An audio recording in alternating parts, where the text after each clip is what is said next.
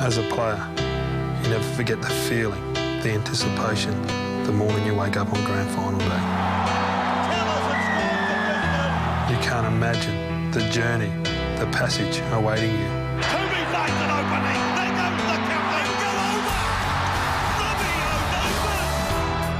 You think of the performances of great names that went before you, iconic moments that represent that era forever.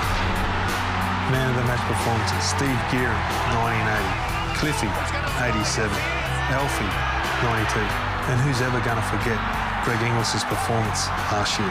Inglis swerves away from Robertson. Greg Inglis, superstar, scores for Melbourne. Winning a grand final is the highlight of every player's career, and in 1998, to be celebrated by having my name associated with the likes of Clive Churchill.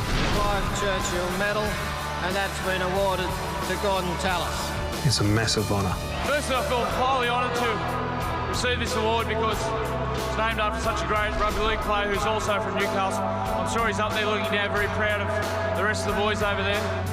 Among the two teams preparing for this weekend, there'll be one player who will stand above all the others. One performance to represent this 2008 season. And the best of it is, not even that player knows his destiny. Not till all men march out on the paddock on grand final day.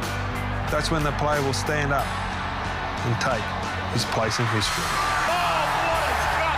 Here goes Billy Williams has got there. Gore's going to celebrate. He's onto the highway. Jamie Lyon. From showed it inside. Orford's with it. Flick pass. Here's Stewart again. He's going over.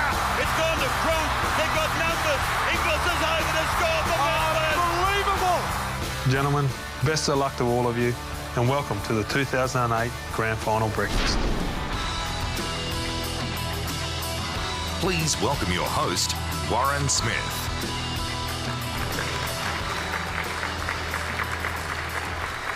Thank you very much. Hello, everybody, and thanks for joining us here at the Western Hotel in Sydney for the 2008 Grand Final Breakfast. The game, of course, that will give us this year's Premier team is just 3 days away, and yes, we are going back to the future with Manly and Melbourne becoming the first teams in 15 years to feature in back-to-back grand finals. Would you welcome the defending premiers playing in their third straight grand final, the Melbourne Storm? What a team they have proven to be once again this season. Of course, they've put together a 17-win season, as did their grand final opponents, who are back for another shot at the title. So would you please now welcome the boys from the Northern Beaches, the Manly Sea Eagles.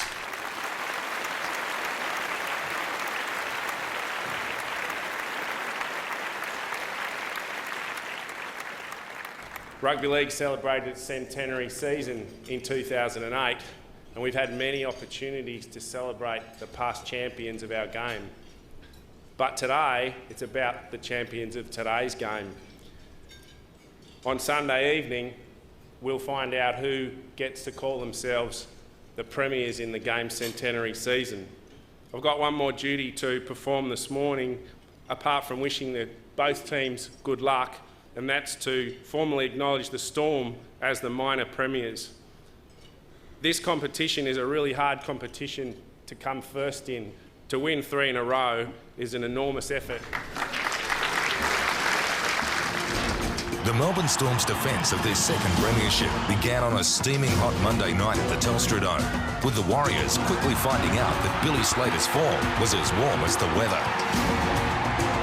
A comfortable win in the season opener under their belts, Melbourne were given the first of 2 reality checks by the Sharks in round 2, scoring a rare win at the Graveyard, courtesy of Brett Kamali's right boot. A 4-week suspension handed out to front rower Brett White for his part in a fight with former flatmate Ben Ross didn't help the Storm's cause when they met the Roosters in round 3.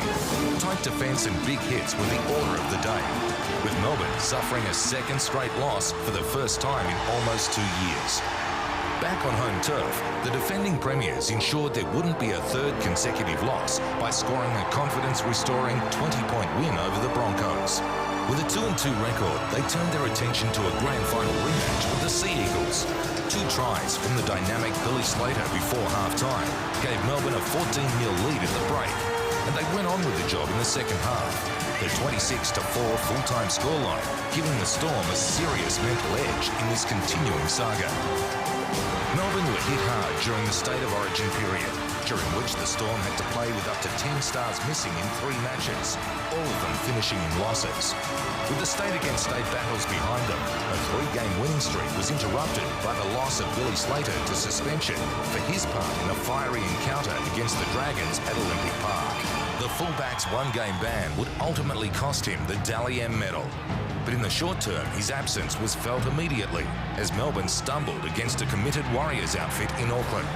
A loss that set up a battle for the minor premiership against the Sea Eagles at Brookvale. In a game of grand final intensity, the skill and tenacity of Cooper Cronk was the difference between the two teams. His solo effort after half-time giving Melbourne a game-winning lead and a 3rd straight victory over their arch-rivals. Back on top of the ladder, the Storm were thrown a curveball on a trip to Newcastle. In one of the games of the season, the Knights rattled Melbourne out of their game plan. The 1-point loss setting the Storm the task of beating Souths by at least 26 points in the final game of the regular season to claim a 3rd straight minor premiership. On pace to get the job done at half-time, Billy Slater made up for a first-half sin binning by scoring a length of the field try, and top ranking for the finals once again went to Melbourne. An unprecedented victory by the 8th-placed Warriors in week 1 of the finals threw Melbourne's title defence into question, and their season looked over until an 80th-minute Greg Inglis try shocked the Broncos in a sudden death semi-final and gave Melbourne its greatest ever escape. The loss of captain Cameron Smith for the remainder of the season, for the most talked-about tackle in recent memory, couldn't stop Melbourne from demolishing the Sharks to qualify for a 3rd straight grand final and a shot at the club's 3rd NRL premiership.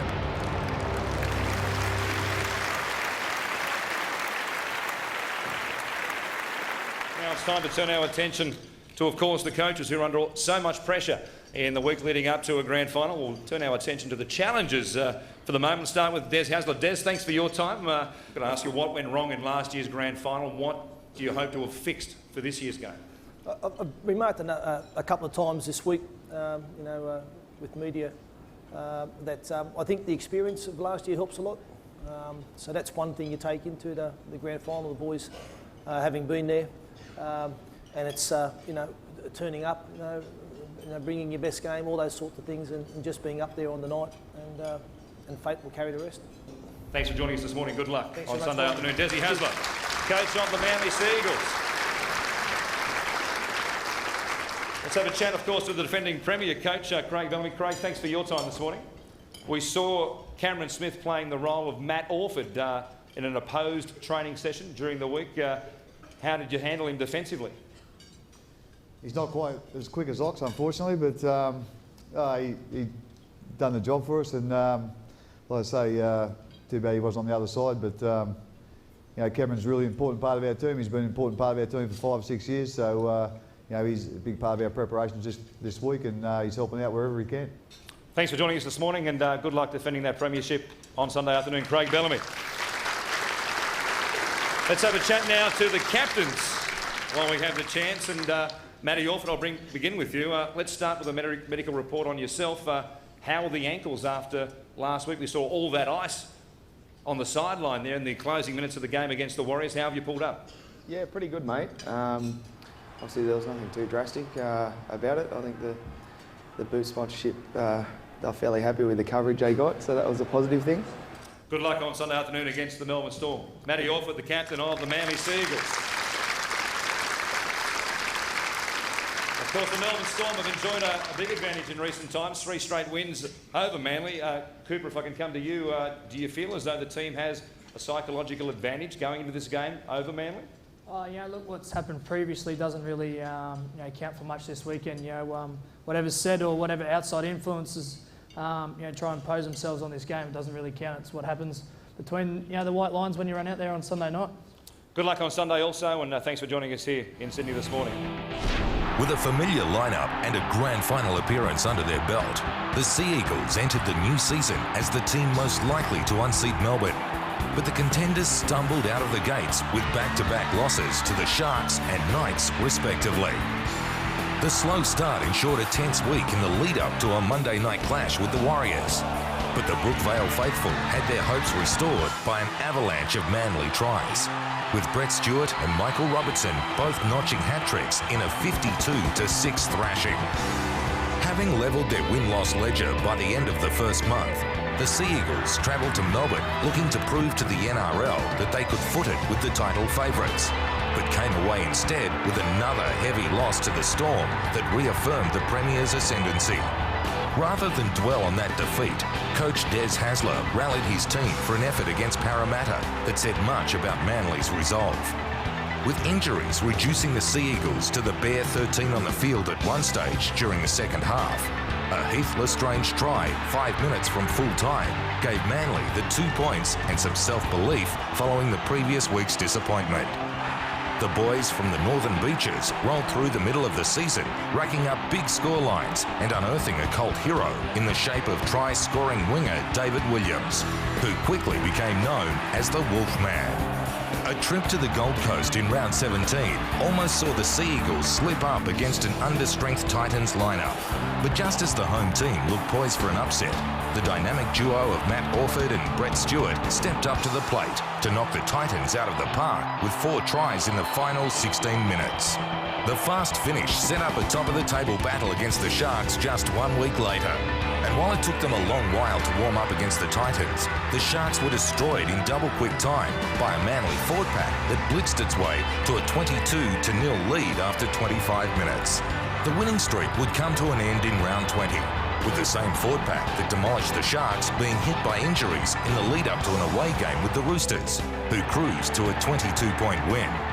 Just 2 rounds later, and with the minor premiership still there to be won, the Sea Eagles drew a full house as they lined up against Melbourne for the second time this season.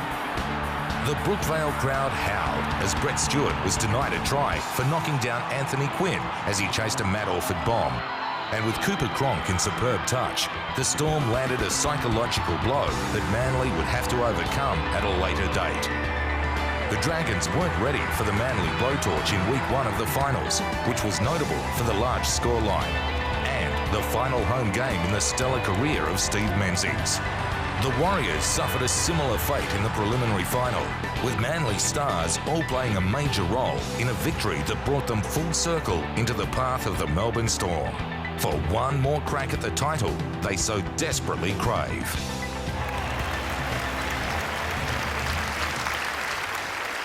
Now joining me here on stage are the 2 number 1s for Sunday's decider, Billy Slater and Brett Stewart. And Billy, no Cameron Smith, no Ryan Hoffman. It is a huge challenge up against a team that are in form and have got plenty of match winners.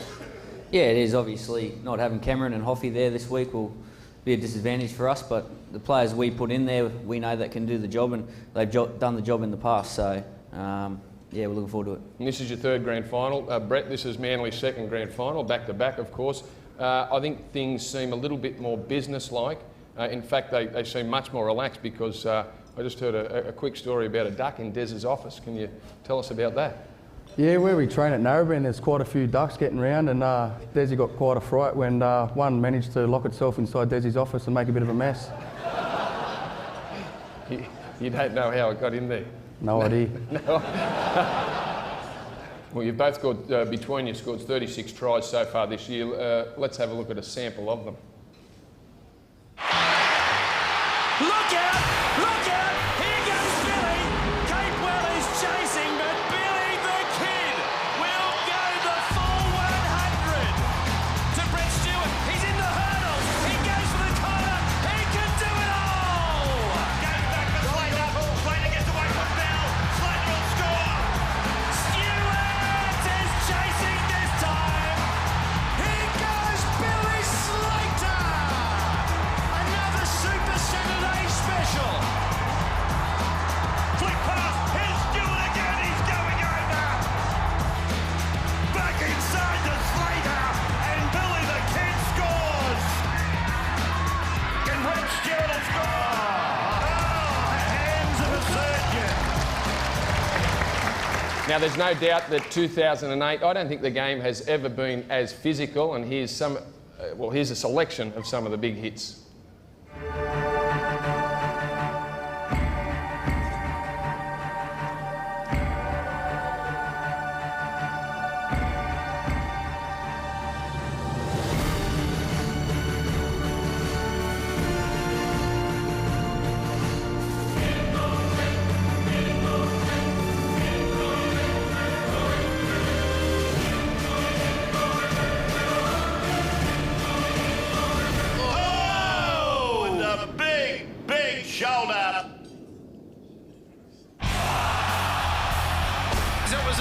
cruncher. Kabang! Shoulder on shoulder. He is given the treatment. Was hit with a bell ringer. He rode to the ground like he was at the Rodeo. Oh, what a hit! Oh! Oh, what about that? If you don't mind. What the hell was that? Absolutely flattened. Oh, and that gets cleaned up.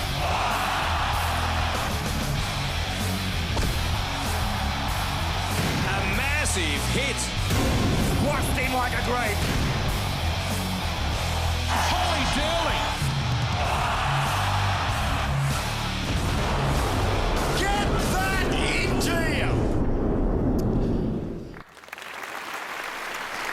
We started this morning by saying it is back to the future, but if that were to be completely true, I guess, then that would mean Melbourne would win by a big score. But I get the feeling from what we've seen so far in 2008 that this will be a close and very exciting grand final, and there won't be too many points between the two teams at full time on Sunday afternoon. I'm sure you wish both teams good luck. If you could charge your glasses and raise a toast to the Manly Sea Eagles and the Melbourne Storm, good luck. And if you could send them off with a rousing round of applause. Thank you for joining us here at the Western Hotel this morning. And until we see you next time, it is goodbye from Sydney.